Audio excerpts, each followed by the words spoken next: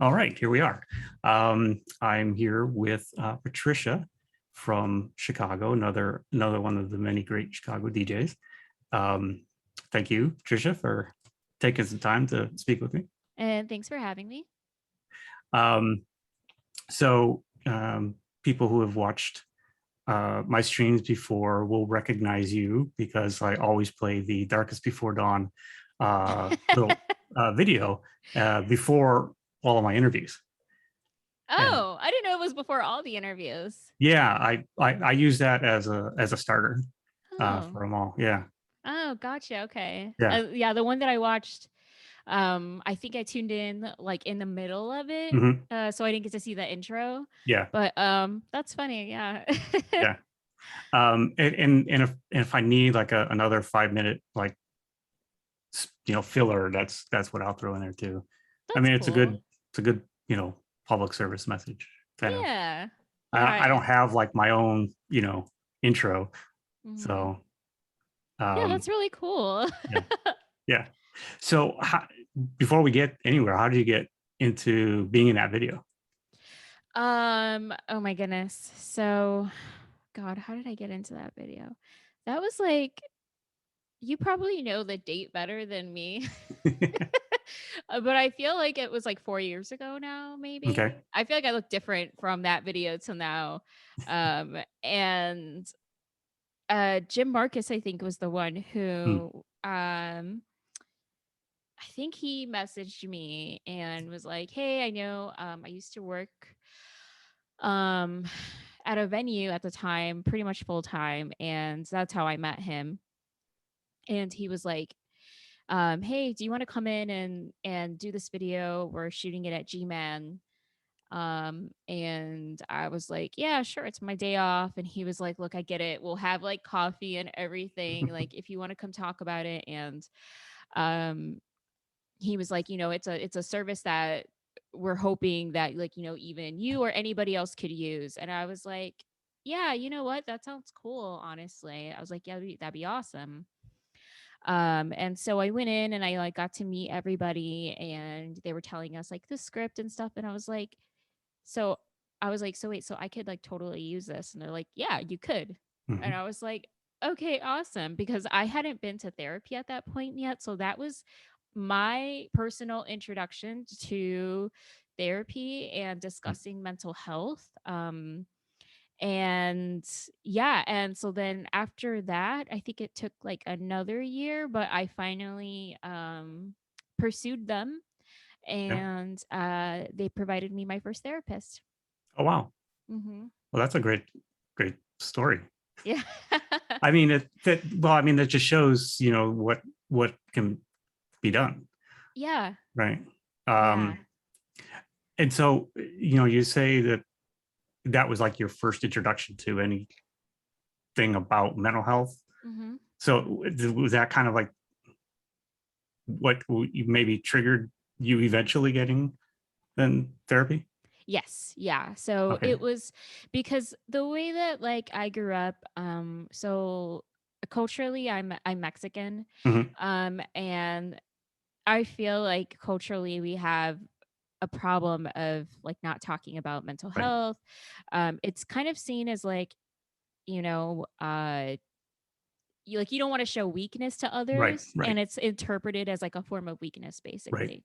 So I kind of grew up like bottling a lot of stuff up for a long time, and I've struggled pretty much since my early teenage years, and just kind of buried a lot of things down. And um once I started hearing about, because I worked in nightlife at that point for, I would say, a couple years.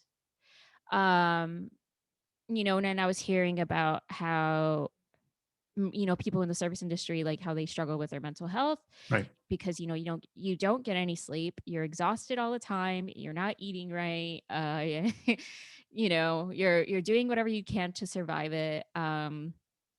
And so kind of hearing about that, and how there was this like resource for people who like understood that, I was like, okay, cool. And then specifically it also went into music industry people, and I Right. was like, I like that. All right. Yeah. Like, because I think the huge problem I had too was when I thought of therapists, I thought of people that, live in suburban homes and, Hmm. they have good jobs. And so, like, they're just going to judge me for my lifestyle at that Yeah. point. That's kind Yeah. of like how I felt. Um, and I was like, when I got to talk to a therapist who, um, pretty much also,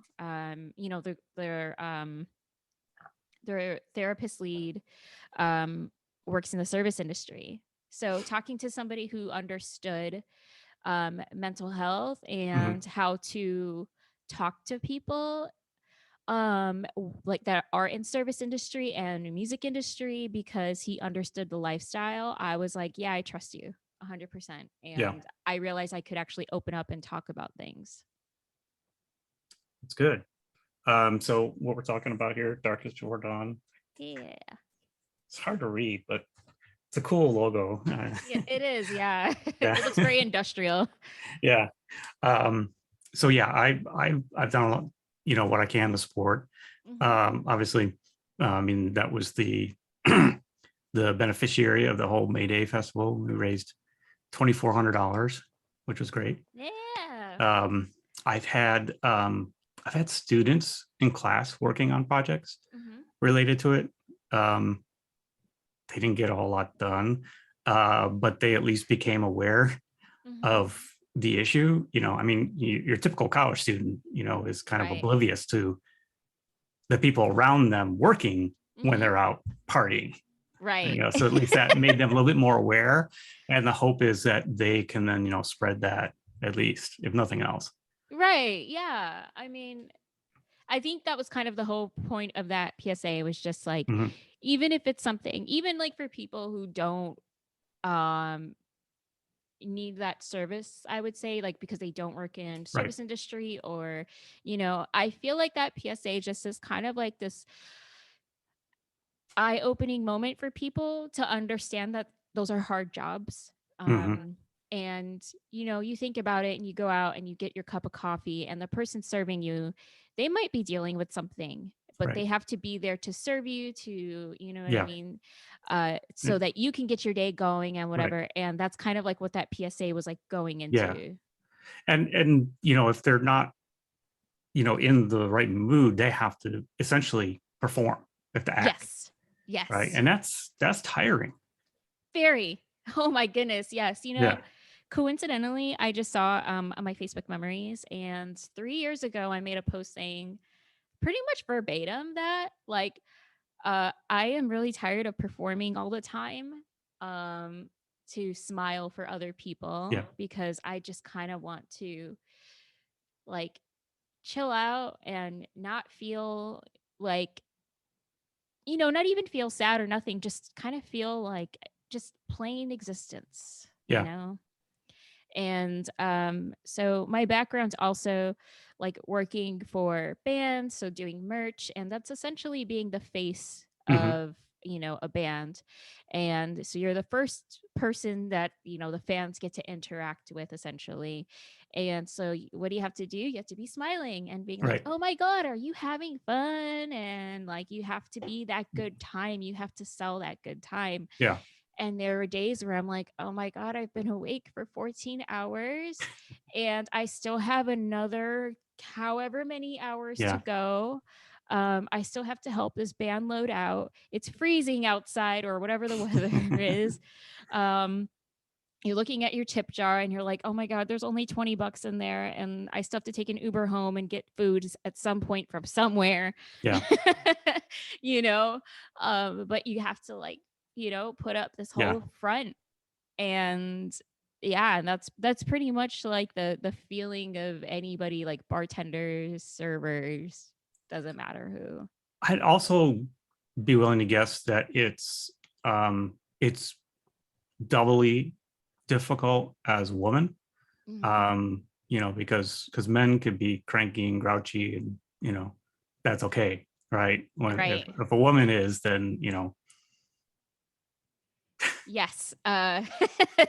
Yeah, that's that it adds. it adds to things for sure, Yeah. because there's been plenty of times where I've had to, I'm just like doing my job and I'm just like, all right, I'm pretty much just here to sell you the t-shirt, make the band some money, make some money Hmm. for myself, and then I get to go home.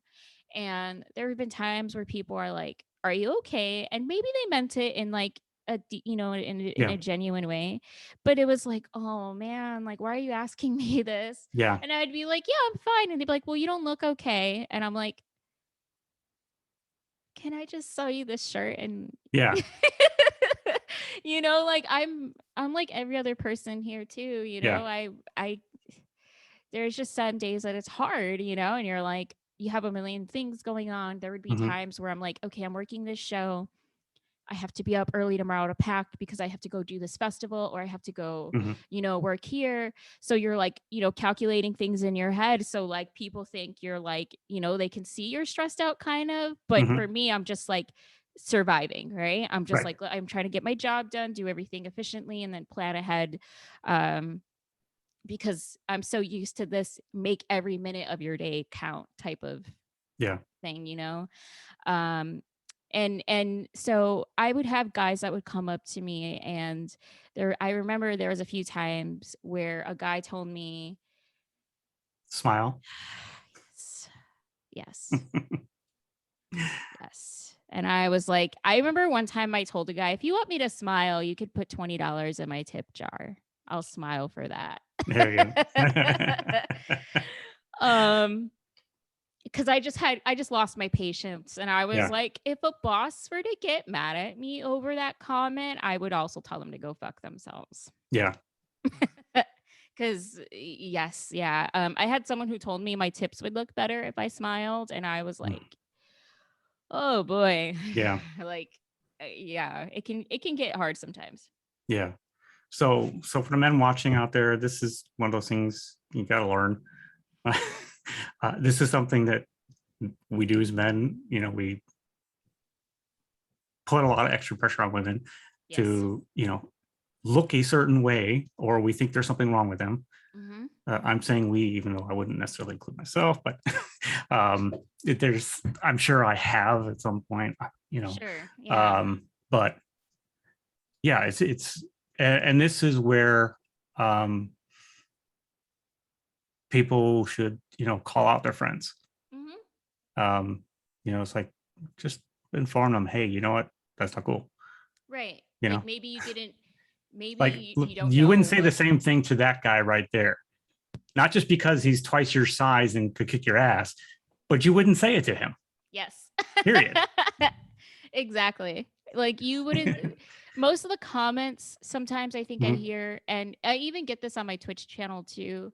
And again, I think it's people who think that they're being harmless, and Hmm. maybe they Yeah. are, but some of the comments I get, I'm like, would you say this though if I was a guy? Would you be making that same Hmm. comment at me? Like, I've gotten it's I'm gonna connect these two here. But one time I Hmm. was working a show and I'm packing up everything for the band, right? And a guy goes, I have their road case, and road cases are pretty heavy, but I'm doing is pushing it, which Yeah. is not that bad. And On wheels, right? yeah, it's on Yeah. wheels, so it's like Yeah. it's a dream. And so I'm doing that, and there's a guy who comes up to me and says, you're too beautiful to be doing this kind of work. And I was like, do you want to do my job for me and I could still get my check and go home? Cause like that's fine if you want me to do that. But like, what? And like, dude, like, you wouldn't say this to another guy. Would you tell Right. a guy he's too attractive to be doing Yeah. his job? But on my Twitch channel, I've gotten some like comments from people that are like, oh, like you're just so beautiful, and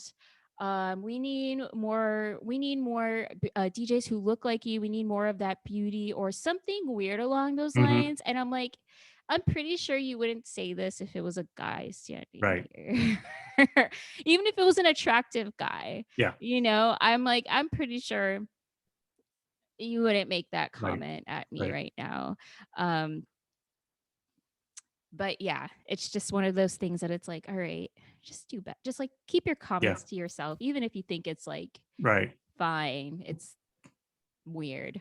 Yeah, I mean, it's probably just a good test always before you say something is, would I say this to so and so? Hmm.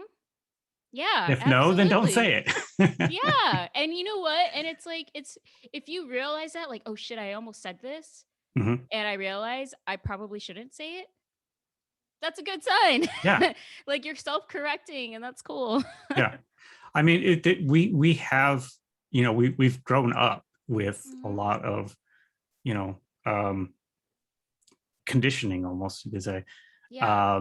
right? And it's hard to get rid of that, and you can't really. All Hmm. you can really do is be more aware of it, right? Right. When you think something that is wrong, but it becomes a natural instinct. Yeah. And I think part of making it that natural instinct is like when someone calls you on it and says, Mhm. hey, like that's not cool, being like, oh, okay, thank you. I didn't even realize that. Yeah, And then moving on from there instead of like dwelling on it and making it a big deal, just being like, okay, cool, thanks. yeah, Let's move forward. Sorry about that. And you know what I mean? And then yeah, knowing that it's going to be, that's not going to happen again. Or like actively trying to yeah, not make that happen again, I would say. yeah, And I feel like that's a lot of the times, if more guys did that, like things would just be better. yeah. Well, I mean, there's definitely evidence of the value of a pause, Hmm. and so I was teaching a course in managing diversity last spring, and one of the videos I had students watch, or I showed, was with a woman who is, she studies, obviously, these issues in regards to race, and thought and looking at, police shootings and all that kind of stuff. Anyway, she talked about, um, working with, I believe it was the Oakland Police Department, Hmm. and it helped implement a essentially a pause in a stop. So in a traffic stop, before a cop does anything, they have to write down, answer two quick questions. Hmm. Um, do I have a reason to be suspicious, or do I have a cause Hmm. to search, Right. or something along those lines, right? Right. And then once that got implemented, traffic stops went way down. Interesting. Just taking that, 2 minutes to 1 minute to just think for a second, Right. right? Just ask Yeah. that question, that pause. Yeah. And I could see that working in lots of other any situation, right? Right. I think stopping and pausing. Sometimes I need to stop and pause myself too. I mean, Yeah. yeah. I mean, for the record, I hate cops. but yeah, I mean, Hmm. I feel like that's a whole other issue to like delve in. Yeah. But it's interesting because I feel like just the concept of stopping and pausing, if more people stopped and paused and thought to themselves, what am I doing and what's my Hmm. intention? Yeah. Things would look a lot different right now. Yeah. Yeah. Just like, would you, what I'm about to say, well, I say this to that person. Right. Yeah. And That like simple. Yeah. that's that's kind of a thing I like. I feel like I'm just going to start blurting it out now on my channel, being like Yeah. like you know how you can put your rules. I feel like in Yeah. my rules it's going to be like like think about the things you're going to say to me, and if it's something you'd also say to a guy, then it's Okay. fine. Yeah. Rule Yeah. of thumb. No, I mean, that's not a bad thing. I mean, right now you have a platform, Mhm. right? And you can use it to, spread a message like that. You get lots of viewers, and as they get more used to it, it becomes just part of their thinking, even, and it would, carry into their, day to day, Yeah. you know. So you can have Yeah. a pretty big impact, I think.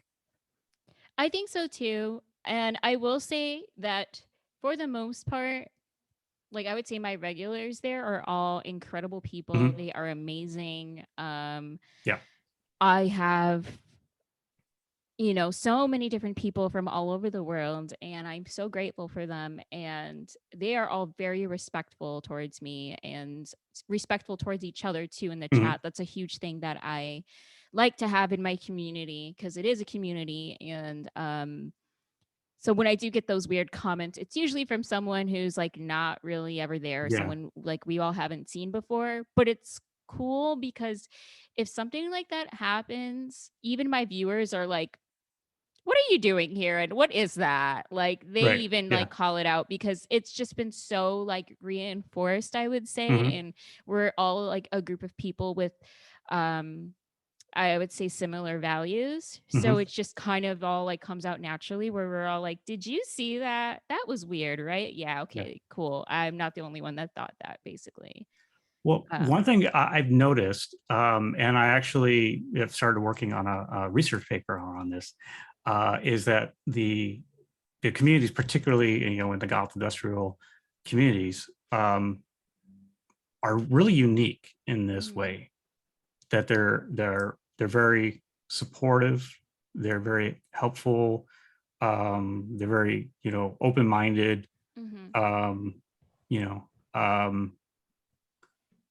and so because I've seen the same thing in many other channels, mhm. right? People are you know you don't see trolls in Yeah. any channels, right? Or very rarely, Yeah. It's right? pretty rare, yeah, I would say. And this is the internet, Yeah.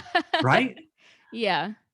So that's something I think is particularly amazing about this community that Mhm. has quickly grown around Twitch. Yeah, I think it's super cool too. I've definitely had some trolls, but I would say like so my community like I do spin goth, industrial, Hmm. EBM, whatever goth is supposed to mean, really. Yeah. But I'm like I play Selena on my channel. I play like I go into so many different things. I've gone into disco on there. I played pop. Hmm. I just sort of like bounce all over the place. I'm also like a huge techno and house fan, right? So Hmm. I've sort of at the Mayday stream, I've went and jumped around a lot of different Yeah. genres, right? And so like, I get people from um outside of the goth genres or dark wave genres. Hmm. But I get people that are like, they're festival goers, so they go and they see different techno and house acts. But I would say like at the raves and such, like Hmm. nowadays, it's turned into like there's no tolerance for bullshit, Hmm. and I feel like when they come over to my channel, they like, you know what I mean? Like they can Yeah. understand those rules. They're like, yeah, we get it. It's like being at a rave. Not to say that raves don't have those problems, but um I do notice there's like this collective of, I think, people who really do cherish music and understand how events work. I would say like the social rules of going to Hmm. like a concert or a party. um they understand how to behave online as well. Yeah. Not always, but for the most part I think so. And I also have my following from Final Fantasy as well, Oh. which is a whole other thing.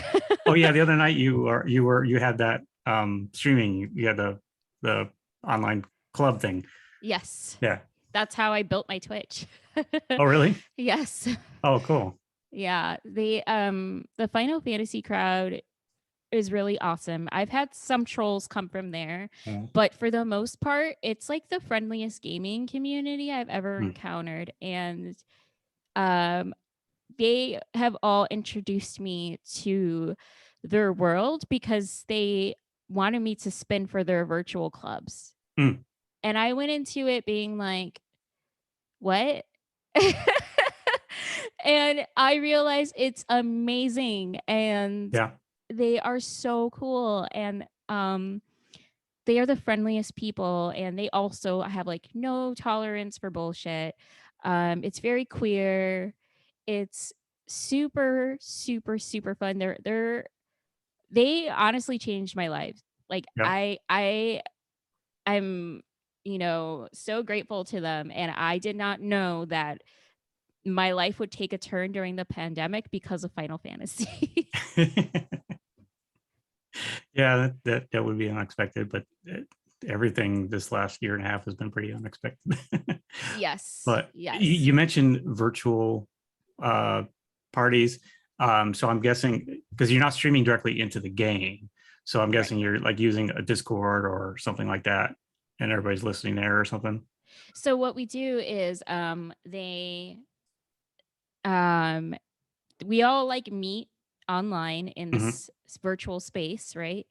And they put on my Twitch. So in sometimes they have Okay, two monitors going, or what they do is they silence the game. the game, and Yeah. then they just have me going, and so you Okay. can Yeah. actually Yeah. make your characters dance. Yeah. So they're all like listening to me at the same time I and see. Yeah. talking in my Twitch chat and in the game chat too. Okay.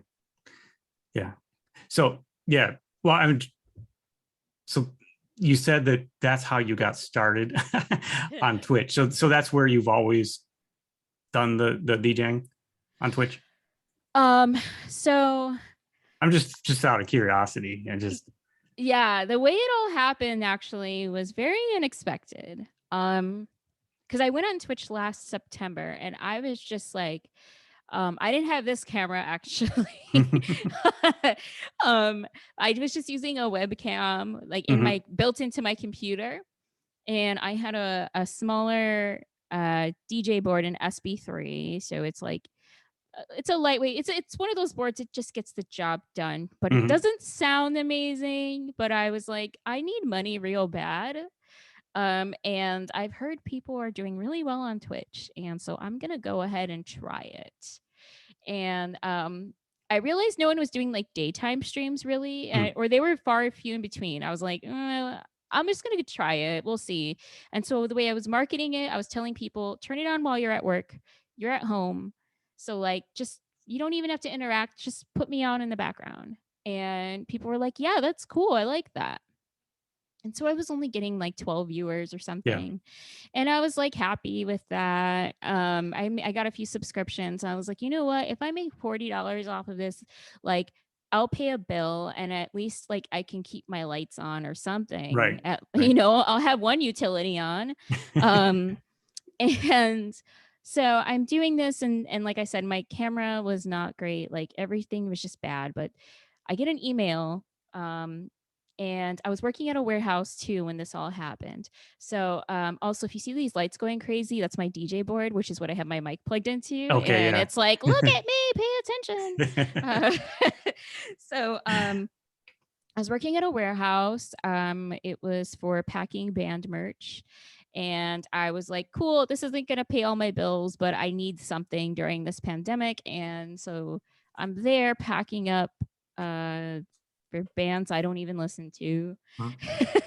And I get this email from a girl on the East Coast saying, hi, I play Final Fantasy.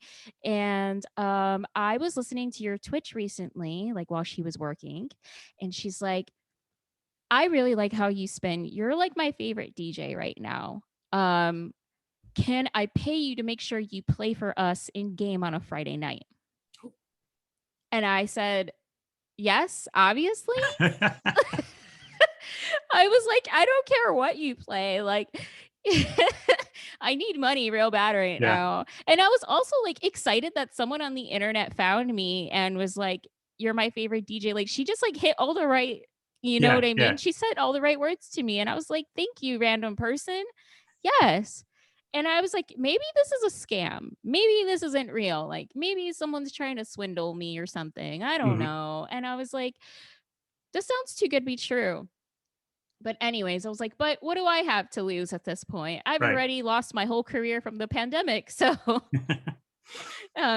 yeah, so I log on after, a full day working at this warehouse, right? And I'm like, now I'm on Twitch, so I'm like, I got to do my makeup for the internet, and like I'm rushing, and so I get online, and there's all these people like suddenly on my Twitch, and I'm like, I wasn't in game yet. I didn't know anything about this game at Oh, all, okay. really. Yeah. I knew very little. Uh, and so I go into it and I'm like, hello, people, wherever you are. And my numbers are going up on Twitch, like my viewers, and I was like blown away at the support. I was like, oh my God. And they're all like, wow, like we've never heard music like this. I was doing stuff like Multiple Man and Mm, I try to think who else, like Sextile, Panther Modern, I'm like playing mhm. all of that. And there were some people in there who did know it, but there were also a lot of people that were like, I've never heard anything like this before. And they were like kind of getting their mind blown. And it was Yeah. amazing to see that. Yeah. And so then it was real because they Venmoed me. And I was like, oh, all right. Hey. Sweet. Okay. So yeah, like I was like, this was random. And then she's like, can we do this again? And I was like, I'd love to. That was so cool. Of course I would. And, everybody's telling me in the chat where they're from, and it's from all over the world. And Mhm. I'm like, this is amazing. This is so cool. And so we started doing it twice a week. So she had me going in 2 times a week, playing Friday, Saturday nights. Eventually, we were just like, let's just do Fridays. And my Twitch following went up and my numbers went up. And eventually it got to a point where I didn't have to work at the warehouse anymore. Wow. Nice. And I was just on Twitch permanently after that and started, they were like going crazy on the hype trains so that I could get a camera and I could get a better DJ board and a microphone and a mic stand Yeah. and a desk. And so little by little, they saw my stream upgrading. So the more money they gave me, the more they saw the stream quality went Right. up, Right. and they were like, oh my God, yes. Um, and then it turned into this like podcast style show of like me DJing and spinning music, but also like talking with everyone. And so now I actually play the game. And so I project it into my Twitch stream so you could Yeah. see us all dancing and it's super Yeah. fun.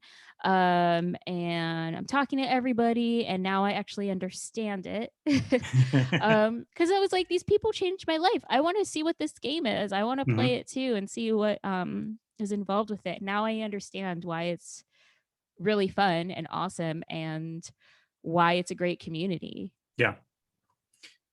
That's cool. Yeah. So you answered I was wondering if you had played the game before, or they just reached out and you started playing it because they reached out. But yeah. Yeah. Yeah. I mean, that was kind of the cool thing was like, because DJs are new to Twitch, I would say, like they Mhm. all like pretty much turned to Twitch during the pandemic. Right. Um, but gamers were on there for however Mhm. long, and so Years. Yeah. it only makes sense that a gamer would be like, I was already on Twitch and then I found a DJ. Cool. Yeah. Cool. Um, so we haven't gotten to my opening question because there's always one question I start with. Oh. Um, and that's okay. It doesn't have to be the start, but it's a standard question, which is, and while you answer this, I need to go flip my fan on. Oh, sure. It's getting hot in here. What does music mean to you? Oh my God. That's a question. Okay, what does music mean to me? Oh, I just heard a cat. Yeah. Music is a lot to me, honestly. Music is the first thing that comes to mind is livelihood. It's my means of survival. Um, Honestly, music's always been my survival. Yeah. I've turned even before I was making money in music, it was my coping mechanism and it was um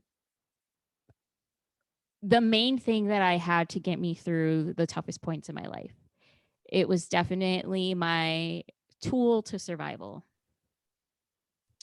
So and interestingly now it's like music is what I'm dependent on to make money and make a living. And so not only is this like it not only has it been this emotional like caretaker of me, now Mhm. it's like my financial caretaker too.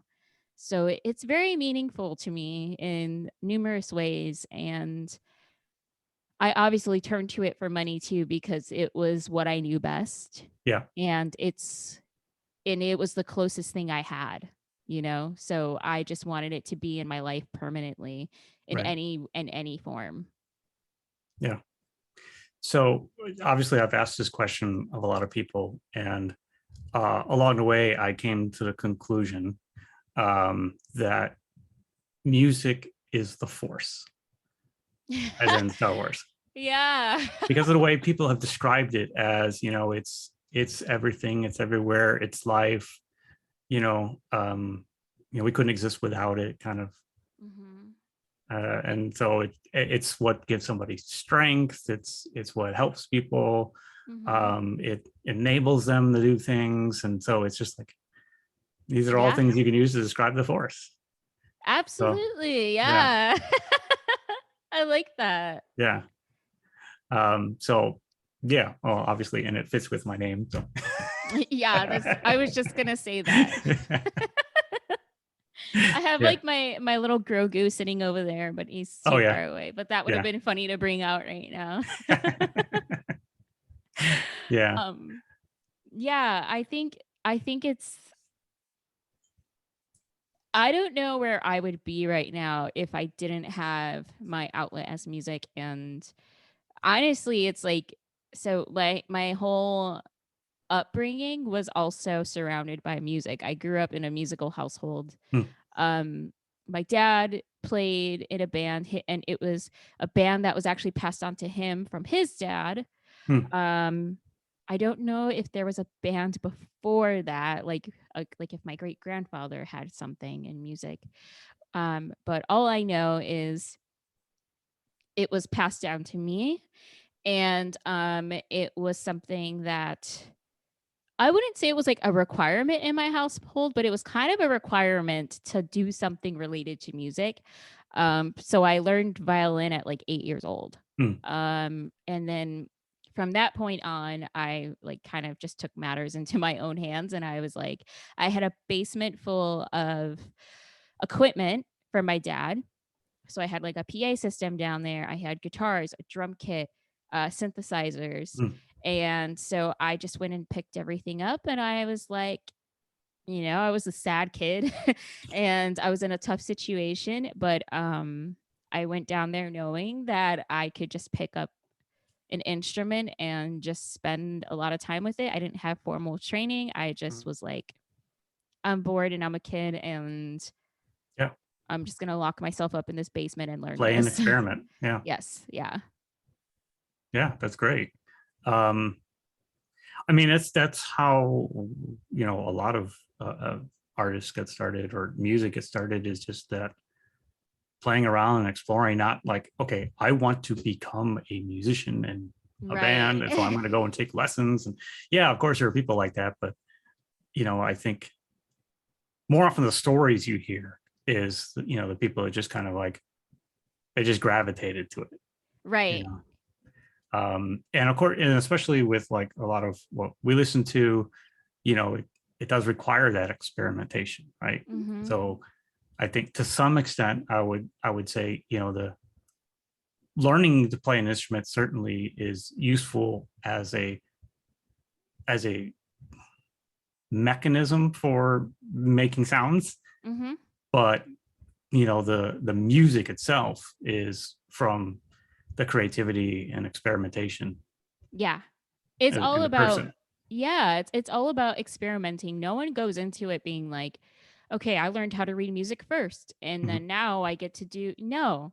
No, like, people Yeah. just are like, I was just this, like, dumbass kid that was like, This has strings. What happens if I, like, play these 2 strings at the Right. same Right. time?" You know? Um, and yeah, like, it was just this, like, fun thing for me, and even at the time, I knew I wasn't, like, good at it, but all I knew is that it made me feel good. Mhm. And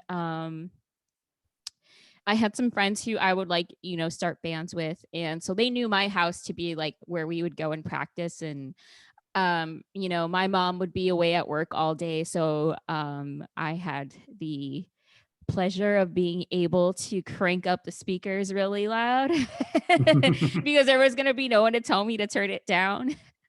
Um, and so my friends used to like love that, coming to my house and being like, "Yeah, we get to play our instruments real bad." Like, we knew we weren't the best thing in the world, but it Right. was this like way of letting out aggression and stress after a school day or whatever. And we were all a bunch of kids. I was in Belmont Cragen at the time, which is a lower income immigrant community, mostly Hispanic.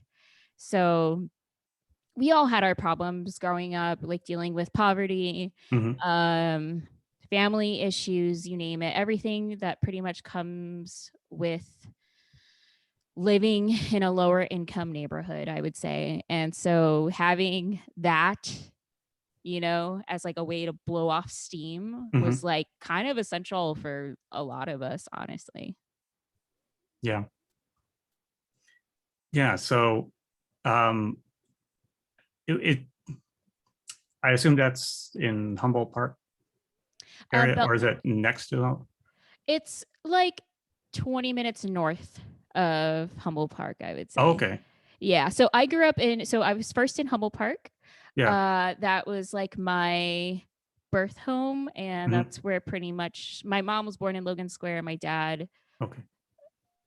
I don't remember where he Oh was yeah, born. I'm getting my streets all mixed up. It's been too long. Oh no, it's all good. But my parents were pretty much like in Humboldt forever. Yeah. And that's where I was born. And then I was like 7 and we moved to Belmont Cragen. And yeah, and Okay. it's like 20 minutes away from there, I would say. Yeah. Well, yeah, because for some reason I had uh Belmont south of Fullerton for some reason in my head. Ah, gotcha. Yeah. Okay. Yeah. I had it mixed up with North Avenue. Um, Oh, I see. I yeah. see. Uh, so yeah, so uh, I think it was just simply because I heard you say that you grew up in Humboldt Park, and so that's Hmm. what came to mind. And I hadn't heard of that neighborhood before. The Belmont Cragen. Yeah, yeah. So it's probably one of the few remaining neighborhoods in Chicago that feel like Chicago. I'm almost scared now to talk about it because I'm like, Oh, please, right. please, please don't gentrify Belmont Yeah. Cragen, guys. It's all um, a matter of time. I know, yeah. But it's predominantly a Hispanic community. I believe it's actually I was working with a uh what was her, I'm trying to think of like a title for her, but basically she's a mutual aid like volunteer who like um she runs like a warehouse over there to Hmm. pack grocery boxes. And so I was like I was in talks with her for a little bit, and kind of like just trying to help out in my old neighborhood. And so she was actually telling me it's a larger Hispanic community than Pilsen is, Mm, because yeah. everybody thinks it's usually Pilsen, and I didn't even know that Beaumont Cragen was much bigger than that. Yeah. But yeah, there's nothing really like I would say that's touristy over there, so maybe that's why it's not well known. But Yeah. it's just a massive residential neighborhood, and it was very inexpensive for people to move to. I think it still Yeah. is relatively inexpensive, but yeah. Yeah. Yeah. Well, I mean, the neighborhoods in Chicago are always in flux, always changing.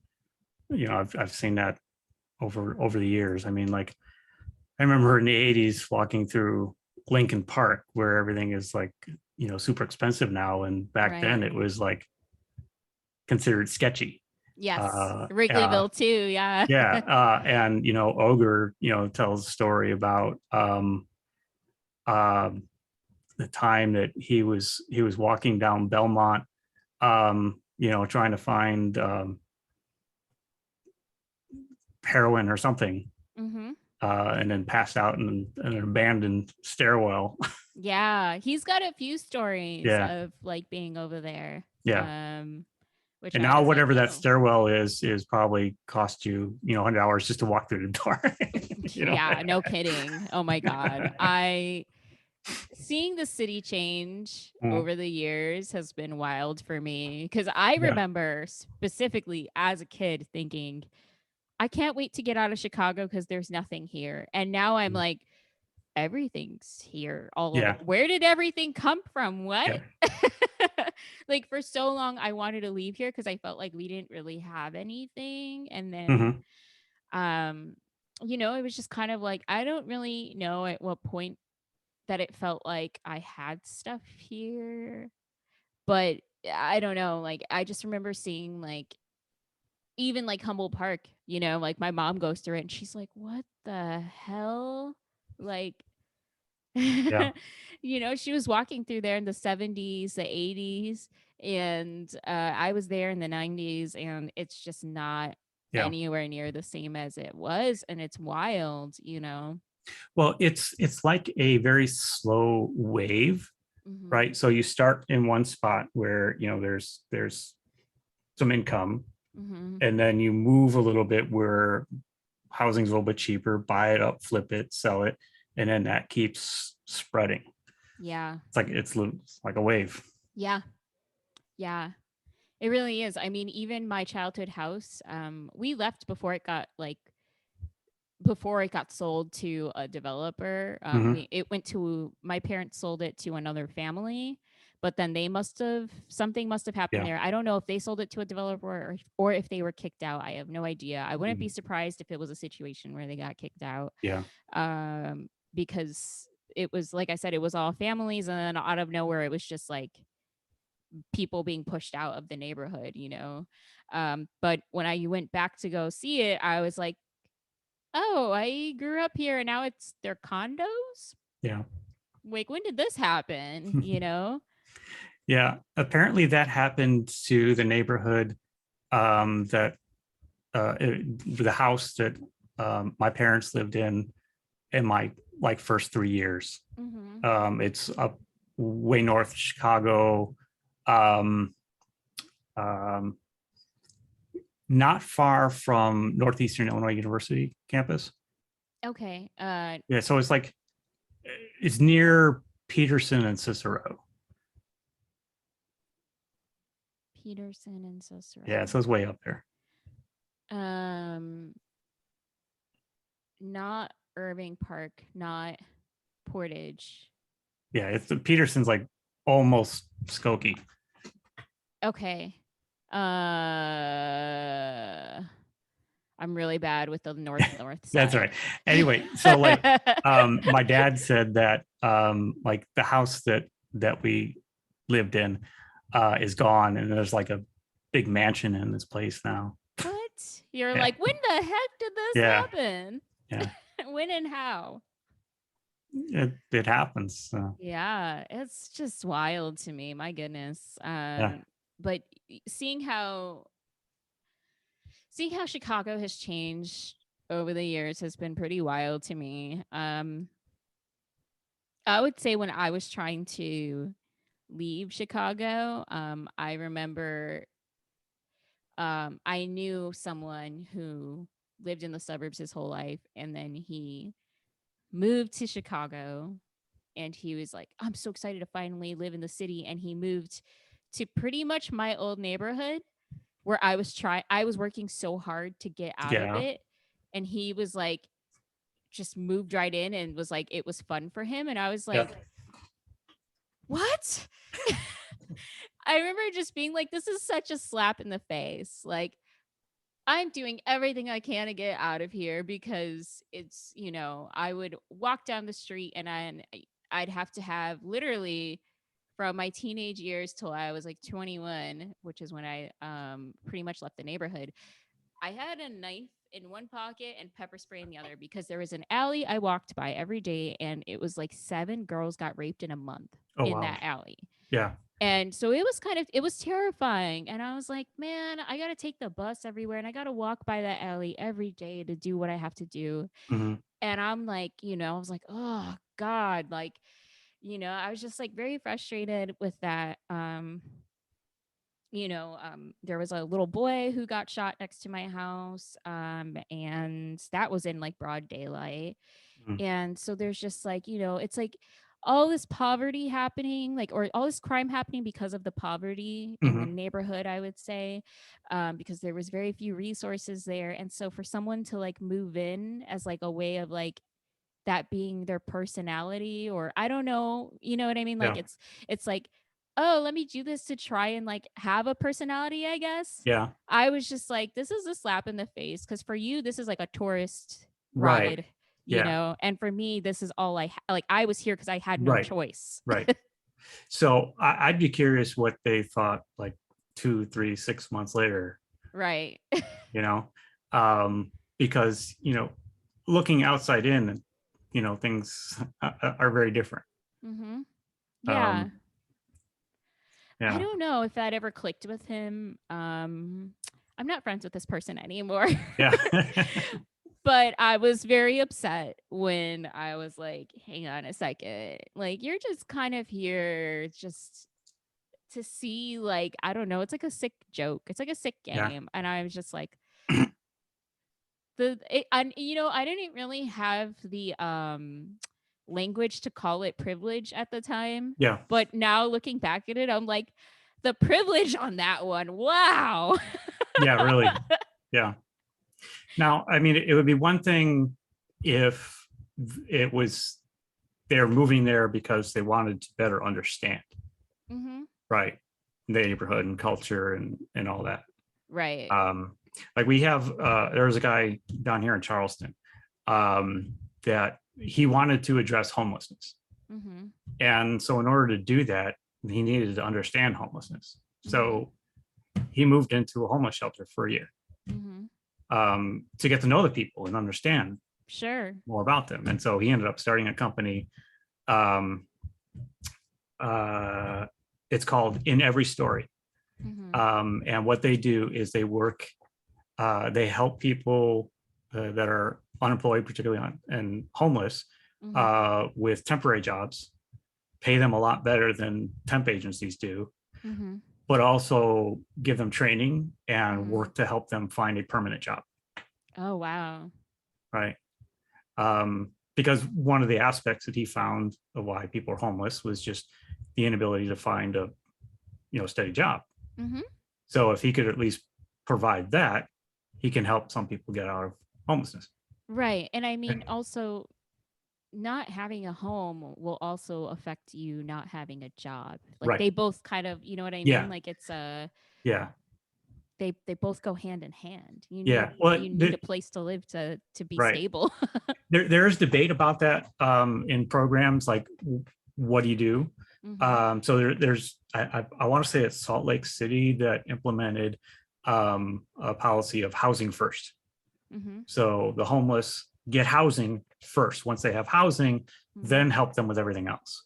Like Right. get them a Yeah. house. But there are others that would, say, okay, let's get them a job first. Hmm. So there's debate about what works. I haven't checked lately on research about that, but Yeah.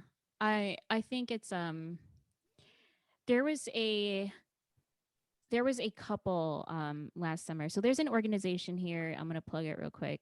In Chicago called the Love Fridge.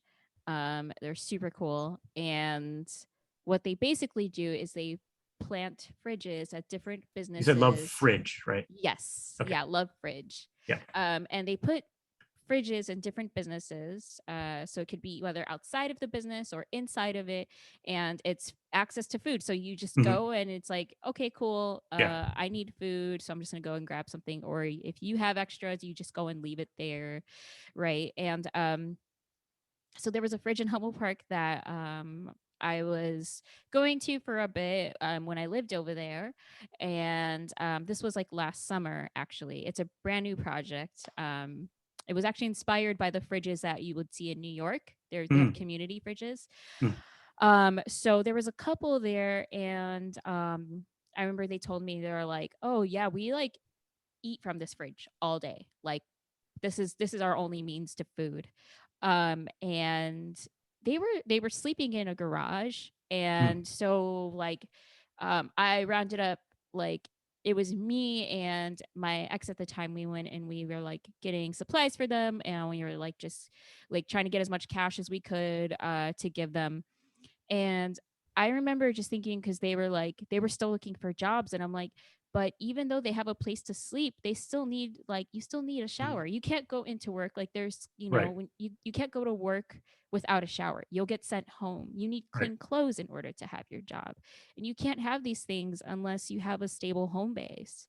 And I just kind of I remember thinking like just being like, this is so like fucked up that we can't give people their basic Mhm. necessities, just like I don't know why we or I mean, I know why we got to this point, obviously capitalism, but Right. it's just like we can't even give people the basics, a roof over their head and a shower, running water, like Yeah. it It- was just heartbreaking to see that shit and very yeah. infuriating.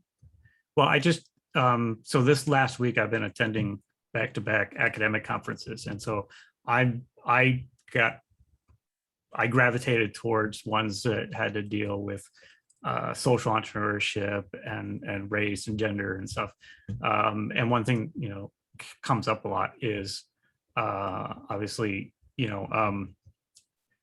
why is all this happening? Mm-hmm. And there were a few that really talked about this embedded individualism that we have in this country, Mm-hmm. right? That's that's a huge problem. Mm-hmm. We're so individualist that we think collectivism is this great evil. Mm-hmm. You know, um, where the idea of helping somebody. Mm-hmm. Like if somebody's in an accident and you help them, you could get sued, right? They Mm-hmm. have to create laws to prevent that. Whereas, like when Right. I was stationed in Germany, it was a law that if you saw somebody, you had to stop and help. Right. It's completely, That's crazy. yeah. Yeah, no, but you're right. And I think the way, like, even when I was raised, it was just like you see someone who needs help, and it's like, but that could be a trap. Hmm. That could be someone who's trying to harm you. And you would see the articles about, like, oh, people pretending to, Right. need help with their car, and then they rob you of your car, or, you know what I mean? And it's like, Hmm. and now I think about that as an adult, and I'm like, oh my God, it feels like that was like just a way to get people to have more of that individualistic mentality. And it's like, no, Hmm. no, no, you can't go and help people. Yeah. Well, because if people start helping people and see the benefit, more people will start doing it, Right. right? And they'll call on the people who have everything Mm-hmm. to help more. Yes. Yeah. Like, oh my God, we're going to have more accountability in this country. How dare Right. we? Yeah. Yeah. I mean, that's a thing. I've been trying to, like, even for myself, trying to like hold myself more accountable to, like, where I'm like, oh, I should participate in mutual aid more often. And honestly, it took for me to be in the pandemic to realize that.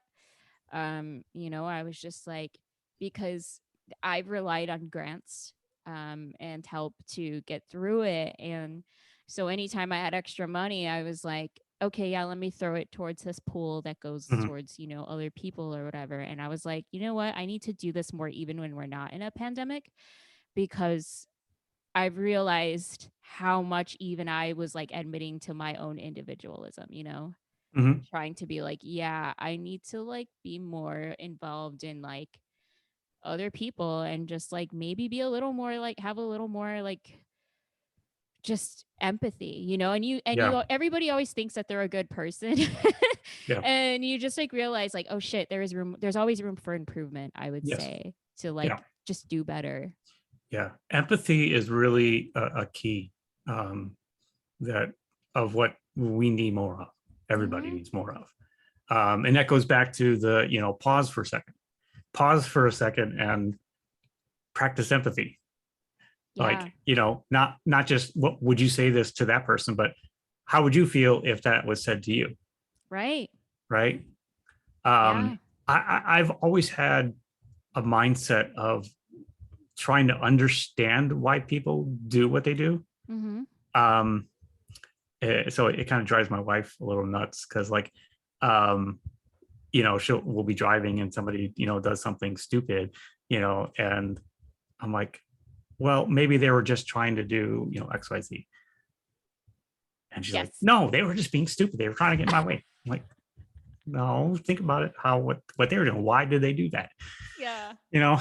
Oh, I'm guilty of being that person Yeah. sometimes, though, of Yeah. being like, when it's like, why did this person do this? And I'm like, ah! Yeah. Um, and I have no idea how I got to be like that. I think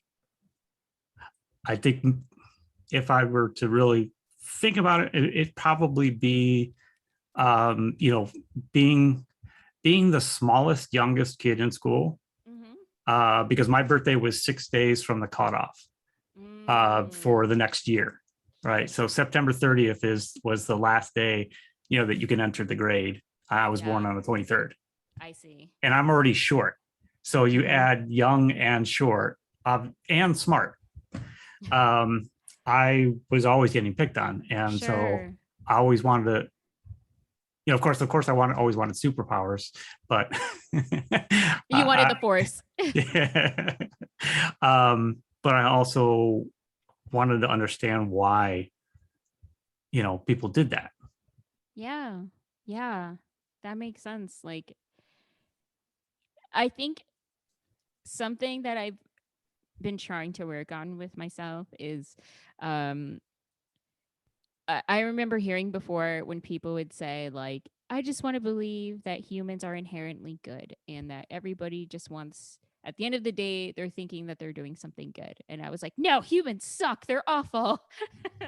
And that's been a thing I've been trying to almost like rewire myself in a more healthy Mhm. way, to not be such a pessimist, but just to be like, okay, understanding why people are doing what they do.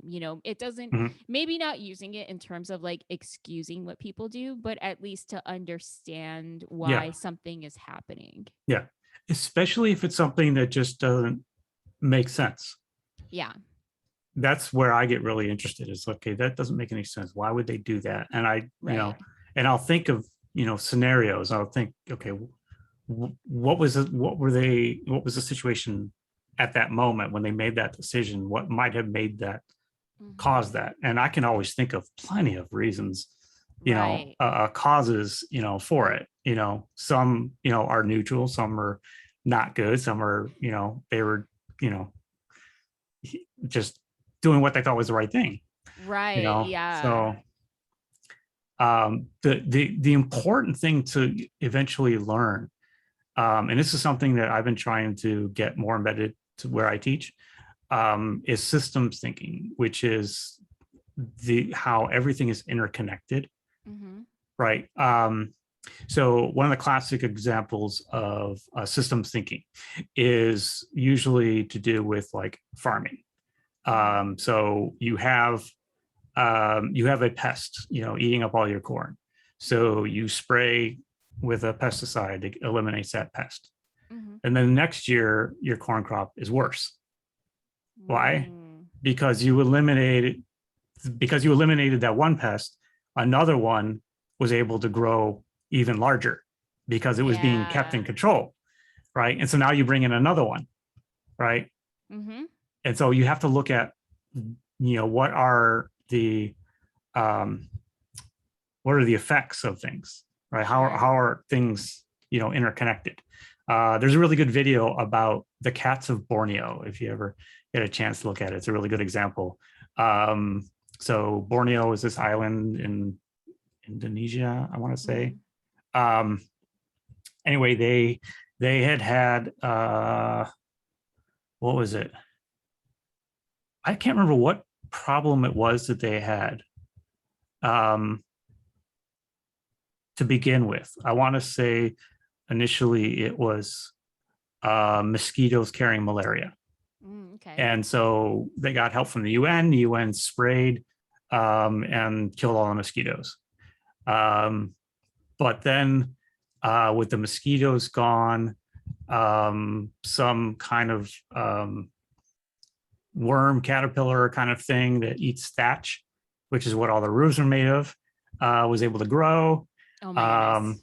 The geckos that would eat them were sick because Oh no. right because they were absorbing all the insecticide, and then some then the rats got out of control. It was just like this one thing led to another, My goodness. and ultimately the solution was to airdrop a bunch of cats to control the rats. Oh my gosh. I'm just okay. You said airdrop cats, and the first Yeah, thing I'm thinking of are like cats with like parachutes, and and they that's got get exactly up what they goggles. do in the video. That's exactly what they do in the video. Stop. Really? Yeah, Oh my god. I would cry. yeah, Oh my god. yeah, I'm literally picturing cats being like, wah! And they're like yep, at the little like parachutes, yeah, and they come in and they're like ready to just like yeah. So just look for just the video of Cats of Borneo. It's all a cartoon. oh my Yeah, god. I feel like I need to put that on my stream and react yeah. to it so everybody just sees me weeping. Like, look at these precious angels. Oh my Yeah, god. If you don't mind though, I'm gonna go and flip on one of my yeah, yeah. I know this is getting studio kind of lights. dark there. Yeah, Yeah, yeah, I'm losing daylight real yeah. fast over here. I'll Well, be right back. I will pause for just a second then. Okay. All right, and here we're back. All right. So, let's see. What were we talking about? Good question. I was Oh, like, we were I need talking to turn on about the lights. yeah, we were talking about systems thinking and all that. Oh, that's right. Oh, the Yeah, cats, the the parachute cats of cats. Borneo. Yes. I need to look that up. I want to Yeah, see. Yes. yeah. No, it's a cool video. It really it's a good example of understanding systems and how things are interconnected, and unintended consequences, right? Yeah. Yes. And that and starting to understand those, Hmm. right? So when something happens and something else happens, it's like, how did that come about? Right. Helps you to begin understand the system. And once you understand systems a little better, then you can actually make more of a difference. So, if we want to address serious issues like racism, Hmm. poverty, things like that, they're not going to be fixed with anything simple. It's going to require a systemic change, a Yeah. very high level systemic change. Right. Yeah. Absolutely. But in order to make that change, you have to understand all the systems that are involved, and that gets really complex. Like I had I've been doing a lot of work with women of color entrepreneurs, and that's something I think we'll get into next year. And particularly African American entrepreneurs here in Charleston, and trying to understand, or I was having the students to understand, why is it more difficult today, Hmm. for a Black woman to make money as an entrepreneur, Hmm. right? Because they start more businesses than anybody else, Hmm. but make less money than anybody else, Hmm. right? And so when you start digging into it, you see you can easily start to begin to trace all of the various things that happened over history, right? Hmm. The both the gender and the racial discrimination, Hmm. redlining, and the impacts it's had on credit, and it all starts to interconnect, and then Absolutely. you could see, okay, so this led to that, led to this and that and this and that, and Hmm. yeah, this is where we are today. Right. Yeah. Systemic changes are what's going to be, Yeah, the only answer. I mean, the system itself has to be entirely reworked and changed. Not even reworked. It's just yeah, gotta like it's at this point, I feel like it's just all gotta come down and we just yeah. gotta rebuild it because Well, the nice thing is, so there's this woman who wrote a book called Thinking in Systems, and she came up with 12 levers of change. mm-hmm, So there are 12 ways to change a system. mm-hmm, Um, and she even organized them into, the smallest to the greatest effect. mm-hmm, So a small change would be to say, if you think of a system, very simple system that she uses as an example, is a bathtub. Okay. It's got stocks and flows. There's water that flows in through the faucet and flows out through the drain. And then there's a stock of water in the tub. So that's a system, really simple system, right? If you want to raise the stock, you increase either the inflow or decrease the outflow, right? And so if you want to change a system, you can simply increase an inflow, decrease an outflow, or vice versa, adjust the level of the stock. Then you can start getting more complicated and say, okay, we want to manage the temperature of the water, right? So now you're taking in feedback loops, right? So what is influencing the temperature of the water? And then so adjusting feedback loops, and then it starts getting more and more complicated and more complicated. Somewhere in the middle, it's number 7 of 14, is information flows. And to me, this is one of the simplest, and in terms of trade-off between complexity and effect, of how to make change, which is getting people information that they didn't have, right? What causes a lot of problems is just simply unequal distribution of knowledge, right? So we go back to neighborhoods, right? Why do people buy up homes really cheap? Because they know something that the homeowners don't. Right. So if you change the information flows, now you change that whole process. So if for example, if you want to, maybe just hypothesizing here, if you want to stop gentrification, then make it publicly and explicitly known to everybody when there are plans for building something. Right. Yeah. And right. To know what to look and out explain for. And explain what the impact that is on home values. Right. Which then will increase the value, and people will be less likely to sell, and then you can kind of start putting a stop to it, right? Right. Yeah, the flow of information. Yeah. I feel like that's one of those things where it like I've never thought of that, but I did. You know what I mean? It's like like you're like, oh yeah, that makes 100. Yeah, that makes sense. Yeah. But I've never heard of it in those terms, and I really like that. And I'm going to be using that now.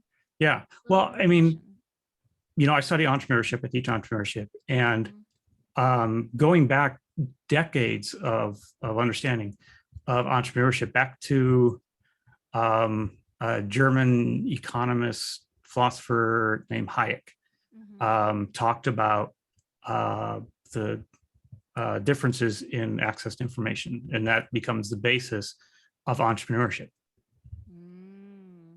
Right? That somebody starting a business knows something that other people don't.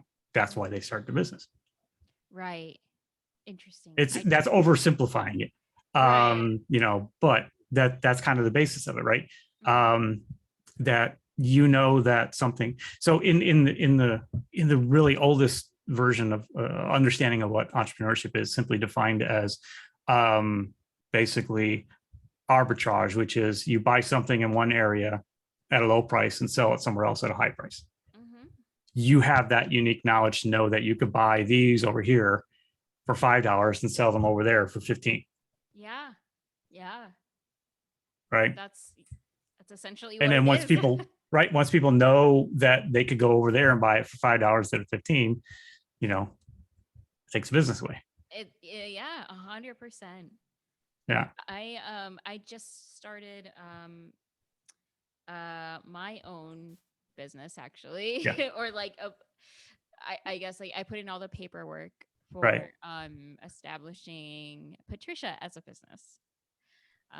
Which like is a lot on my plate right now. I have a lot to learn, and I mostly did it for tax reasons. Right. because all the money that you like make, you pay so much back on it. I've Mhm. paid so much in taxes already. And I was like, next year I don't want it to suck as much as it's going to. So if I Mhm. started this as my own business, and I've been like trying to like, you know what I mean, just kind of like learn about like business strategy and Yeah. um just everything that comes along with owning a business, and it's been tough. Yeah. It is tough stuff. Well, the good news is there are a lot of free resources. Mhm. So if you're not familiar with it, um, there's an organization called SCORE. Mhm. It's called stands for the Service Corps of Retired Executives or Mhm. Retired Entrepreneurs, and they basically give free advice. So you can contact local That's SCORE office cool. and set up an appointment to get a mentor to help you. That's Um, awesome. there is the SBDC, the Small Business Development Council, Mhm. which is tied with the SBA, the Small Business Administration, Mhm. that also provides help. Mhm. Um, I know that universities provide a lot. Um, I have a friend that teaches at DePaul, Mhm. and I can certainly connect you with her. And you know Yeah. what resources they have. Um, but yeah, so there's lots of resources, and this is one of the reasons why. Um, going back to when I started doing these interviews, I was trying to convince DJs to think of themselves as entrepreneurs Yes. because Yes. there's a lot more help for an entrepreneur than there is for a DJ or a service worker. 100%. And that's kind of where like this mentality has been coming from. Is I was Mhm. like, I'm operating my own TV show. This qualifies as my own business. Yeah. This is the amount of money I put into my show. Um, Hmm. I was like, the computer is not cheap. Right. The DJ deck is not cheap. Right. Everything, the microphone, you know Hmm. what I mean? By the time I'm looking, I'm like, these are a lot of expenses Right. that I need to make Hmm. money. This is a business, Right. 100%, considering how much money you pay on music. Like that's Hmm. my own another big expense of mine. Right. By the end of the year, I'm looking at how much I spent on music, and I'm like, whoa. Right. I mean, it's cool, but Right. it's also like, whoa, I spend so much money on like a lot of Right. little things. And And yet, if you're not a business, you're getting taxed on your income without mhm, being able to take off any of those expenses. exactly. Yes. And I'm like, you know what? I am a business. And one of my friends, I talked to him about it too, because he's a DJ and he Hmm. also is considered a business. And Hmm. he was like, if I didn't do that, I would be so screwed over. And so Yeah. I'm glad I made this decision, but it's also awesome for like just now it's if I play a club or something, having them write my business name and knowing Yeah. my name is now like legally mine to use. Yeah. It's like, all right, cool, like I got that like benefit to it as Yeah. well. But yeah, it's like, wow, more DJs should do this Yeah. because Are it's you? so much. Did you set up as an LLC? I did, yeah. Okay. Yeah, I'm technically, I guess, an S corp. Oh, If no, that's what they that's call it. different. Is that different? Okay, I'm Okay. an S corp. I'm still there. Okay. I literally did Okay. this like No, 2 that's weeks fine. ago. No, that's fine. Um, an S corp is older. It's Mhm. been around a lot longer. LLCs became really popular because they're really easy to set up. Yeah. S corp, you if effectively have to create a corporation and then select to become an S corp, whereas an Yes. LLC, you just become an LLC, and there's a little more flexibility. Yeah. Um, so here's a lesson that I learned Mhm. because I had created an S corp many years ago. Um, there's paperwork you have to file every year with the state. Yeah. Yeah. I didn't know it. My CPA was telling me about that, and Yeah. luckily he was like, look, he's doing all of it for me. Hmm. And so all I have to do is just like, because at the end of the year I just hand him everything, and I'm like, here's my expenses, and here's like you know what I mean, Yeah. like I give him all of my information. And so he was like, okay, he explained it to me, like how I was going to be like an S Corp and stuff. And I was like, cool, awesome. I have no idea what I'm doing. All I know is that I need to be a certified business at this Right. point. So with both S Corp and LLC, one of the advantages is, or so there's two like big advantages they both Mhm. have. One is that all profits and losses flow directly to you, Yes. right? So if you were a regular corporation, your corporate would pay tax, and then any income that you gave to yourself in dividends would then Mhm. be taxed. So it's Right. double taxation. S Corp, LLC, everything, the losses and the profits flow to you. Yes. So one is obviously that helps reduce your tax burden, Mhm. um, because now all the money you make off of Twitch is your top line, and then you have all the expenses underneath, right? So Yes. all the music, all the equipment, um, the portion of your residence, Mhm. so whatever percentage of that now is all part of your business expense. Right. So a portion of your electric bill, of your rent or mortgage, of your water, of your Mhm. internet, of your phone, right? All of those now are business expenses that you can use, Yes. right? Yes. Whereas Um, before I couldn't. right. The other big advantage of either an S corp or an LLC is that limited liability part. That Mhm. is, if for some reason um, somebody were to sue for some reason, right? Mhm. Um, like maybe, I don't know, maybe somebody thinks that because you're playing music on Final Fantasy that you were bringing forth the devil, and they want to sue you for corrupting their child's mind or something. I don't know, right? That would only be against your business, not your personal assets. Yeah. Yeah. But here's the key, and I learned this from a lawyer. You always have to make sure that you keep the two separate. Mhm. If you ever use your business for a personal expense, you have taken away your limited liability. Yes. Because if you Yeah. do get sued, that's what a lawyer is going to look for. They're going to look for, Right. and he gives the example of, like the contractor who, is out at a site. His wife calls and says, "We forgot to pay, the daycare center. Can you run over there and drop it off?" And he writes it with his business check or Mhm. personal expense. Now the lawyer can go off to that and say, you and your business are not separate. Yes. Yeah. I that's been the source of my stress lately is Yeah. separating all of my money properly and being like, okay, this account needs to have this expense and then this account, Mm. like I can have internet coming out of my business account, but I can't have rent coming out of my business account. I have to have that coming out of my personal account. Um, because I'm not using my entire rent to run my business. Well, so here's what my Yeah. brother did. So he just closed he had a personal fitness studio out Mhm. in Clarendon Hills for 20 years or something like that. And what he did was he bought the building and created an LLC for that, which was separate from his company. Mhm. His company paid his other company rent. Mm. So that what you can do, and talk to your CPA about this, Mhm. because this is not, legally binding advice here. For sure. um, is, just charging your L or your S corp rent. Yeah. Yeah. That yeah, You that could charge be rent, an and option. then whatever that includes.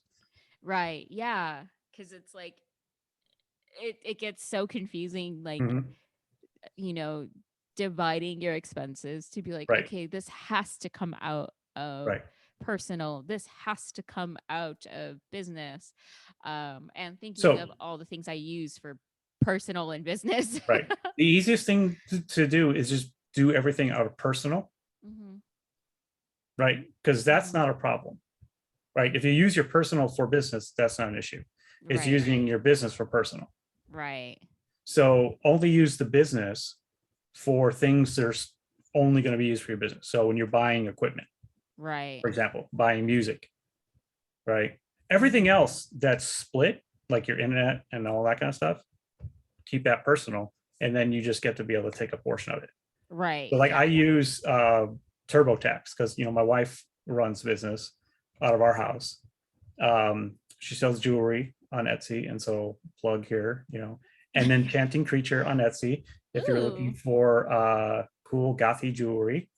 Um, uh, so basically, TurboTax has built in a lot of tools for that. So you get the home and business one. Mhm. It costs like twice as much as the regular one, but it's way worth it.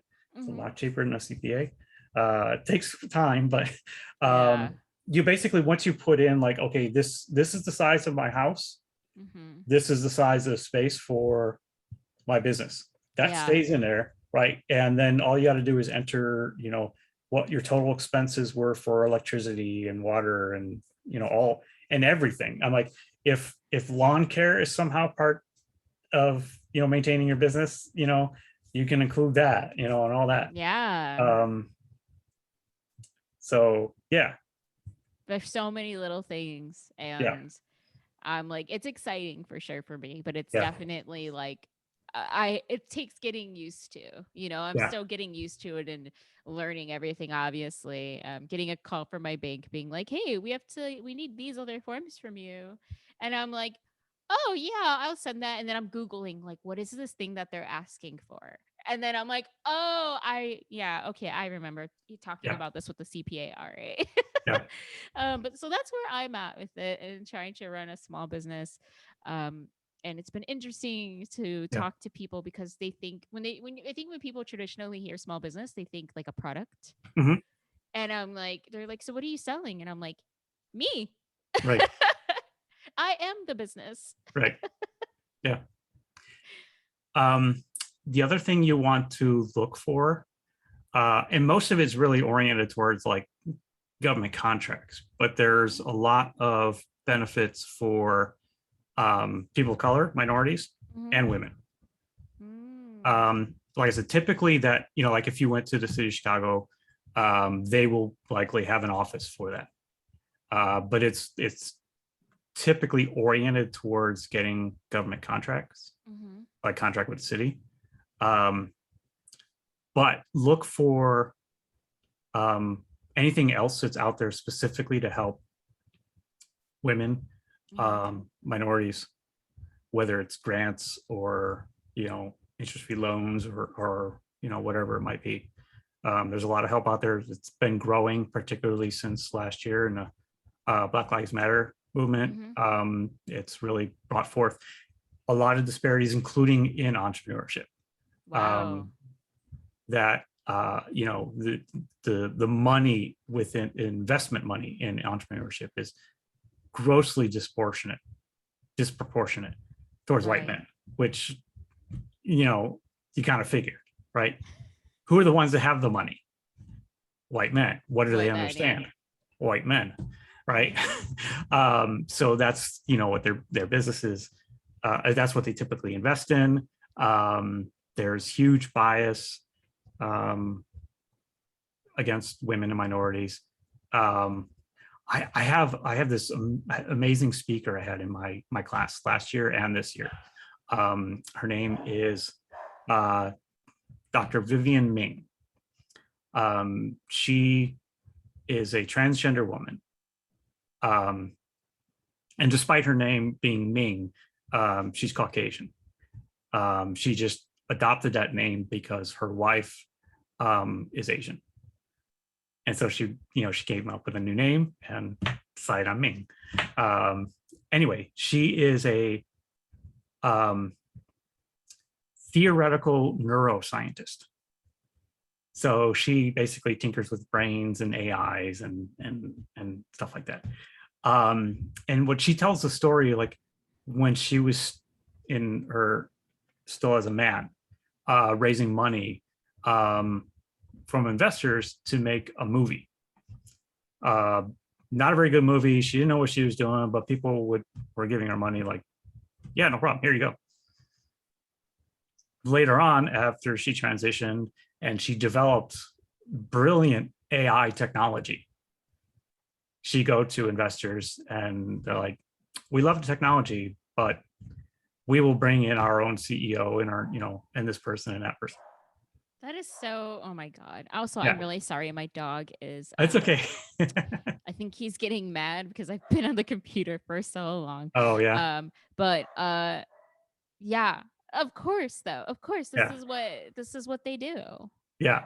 And she tells a story about the one who like patted her on the head.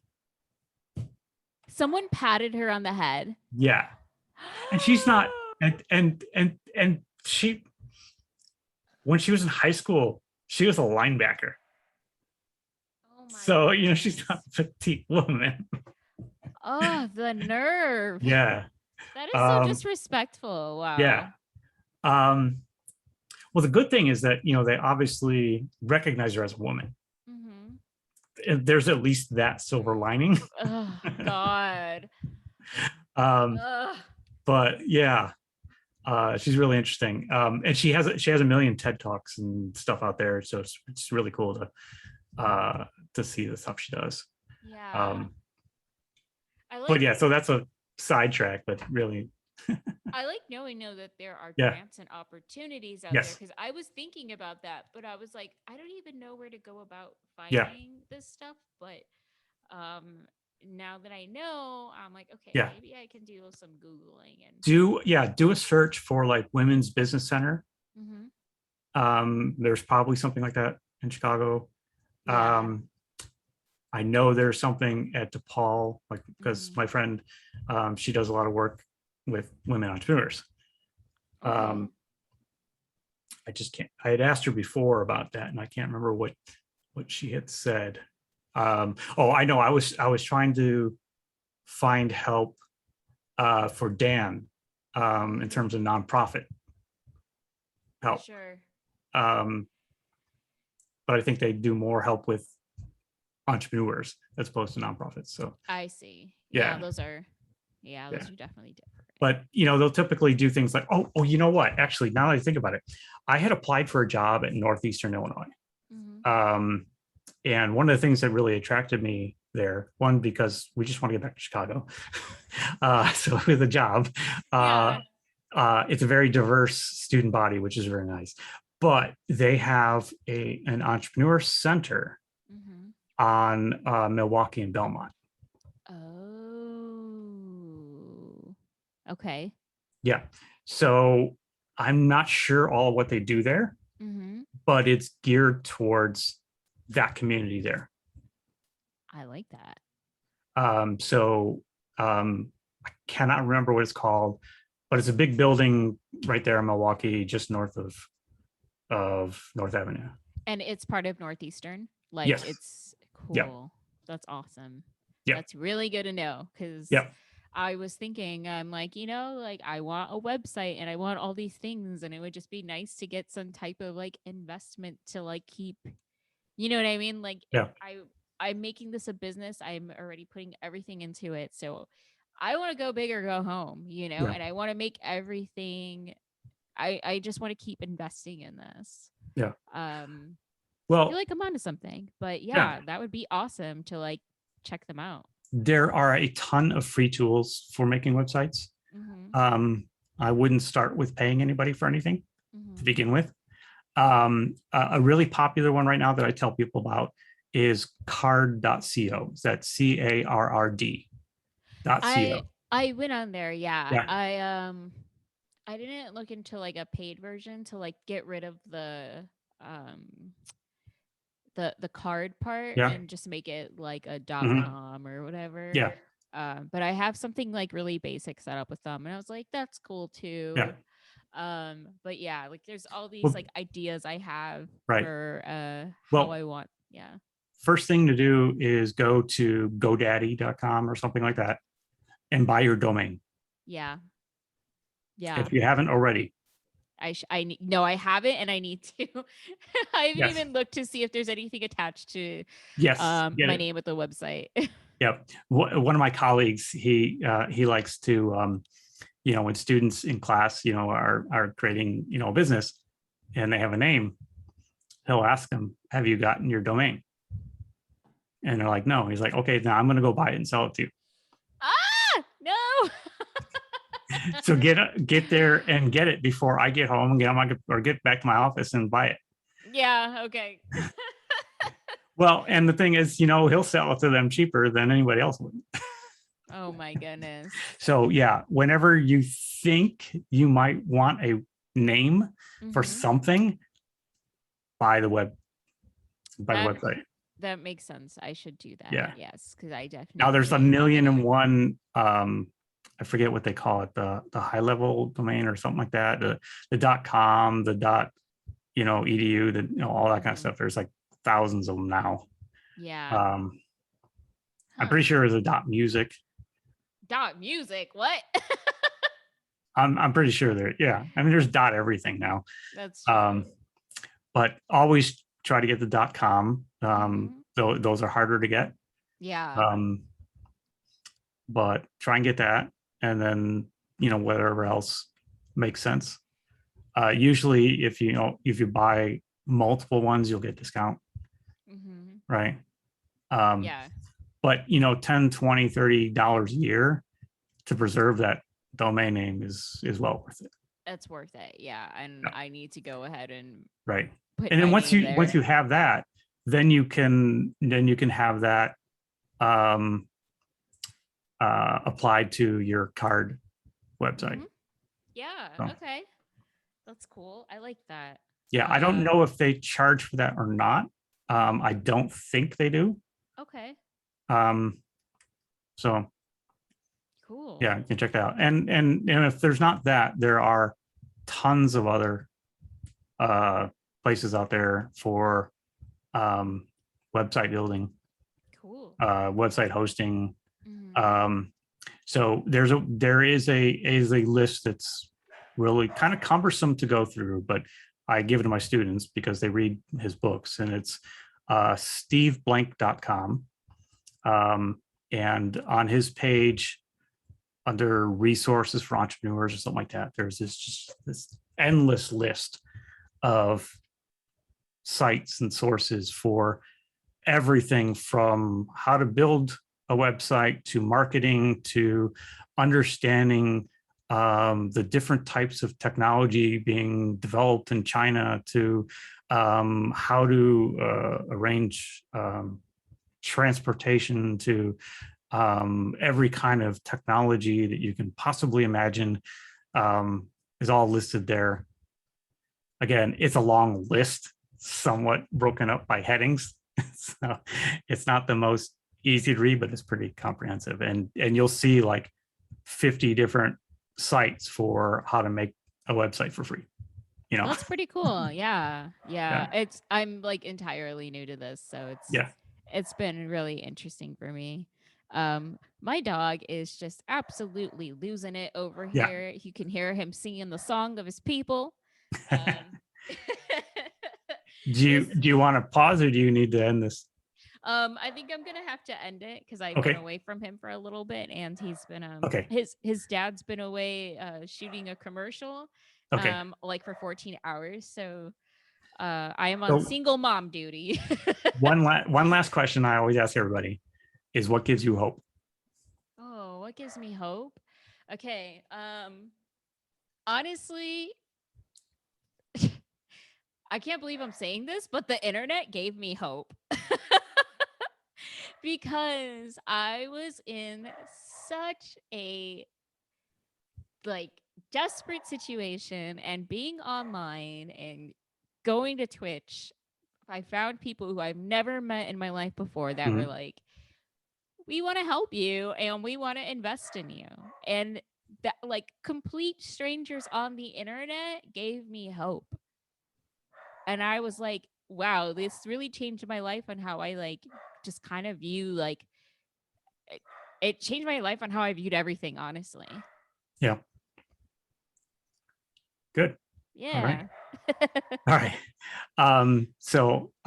Thank you for taking your time to speak with me. Yeah, thanks for Um, having me. when this airs, we will be rating into your show in Nice. moments. So Awesome. Yeah, I'm get on ready for some great music. yeah. Come hang out with me. If I'm allowed to like plug my schedule real quick. Absolutely. I'm on Mondays on twitch.tv/Patricia_official. It's Patricia with an X. 2 p.m. to 5 p.m. Central Time Mondays. Wednesday, 11 a.m. to 2 p.m. Central Time. And you might hear my dog. You might get the pleasure of my dog singing along to some Nights or Ebb on a stream. Um, and Fridays, 8 p.m. to 11 p.m. Central Time. I like that you said nights are. Yes. I got corrected on that a few years ago, and I've every time I'm like, oh yeah, I heard it's Nightser. Yeah, I read that in an interview article out of WNUR magazine in the 80s. That's wild. Yeah, Yeah. my friend Hiroko was the one that was like, it's Nightser, not Nitzer. And I was like, oh shit. All right. Thanks, Hiroko. Now every time I say it, people are like, oh, like you think you're bougie, Yeah. huh? I'm like, well, that's how they say it. Yeah. Thank you for All having right. me though. Yeah. Well, thank you. And we'll get ready to write.